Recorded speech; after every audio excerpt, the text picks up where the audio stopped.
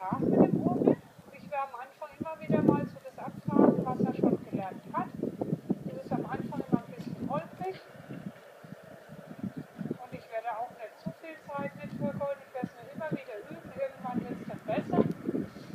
Dann sieht man schon, er lenkt und kaut. Übungen, die er schon mal gemacht hat, die geben ihm auch Sicherheit. Ich fange an, ganz leicht. Reagiert, das war schon gut, aber mittlerweile kann ich auch mal ein bisschen mehr verlangen.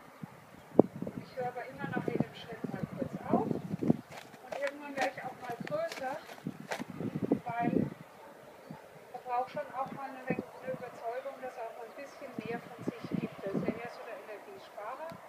Das war sehr schön reagiert. Ich fange wieder an, rauf runter. Jetzt kommt gar nichts von ihm, weil er in Gedanken gerade woanders war.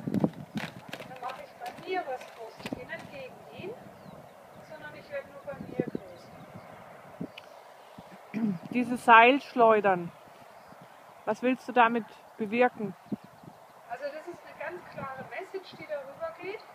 Ich fange an und ich würde mir wünschen, dass er darauf reagiert. Ich gehe deshalb nur rauf runter, damit die Message für ihn klarer ist.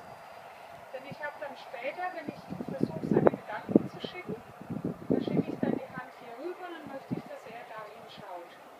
Und deswegen ist die Richtung von dem Seil. Sieh jetzt, ich habe nur meine Hand darüber bewegt. Wenn er nicht reagiert, dann fange ich an, dahin zu schwingen.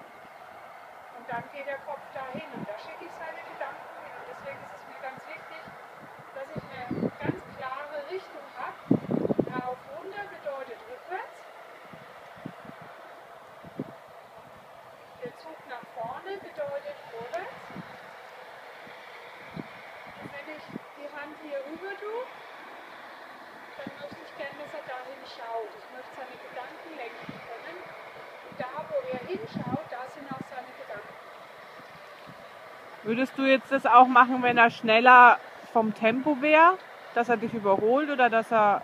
Genau, wenn er mich überholt beim Führen, wenn ich das mal einprogrammiert habe, dass rauf runter immer die Gedanken nach hinten bringen, dann kann ich in dem Moment, wo er mich überholt, auch einfach rauf runter. Und das ist das Schöne an dem rauf runter, denn es ist egal, aus welcher Position ich das mache, auch wenn ich später mit ihm am Kreis arbeite am Seil, kann ich ihn dann,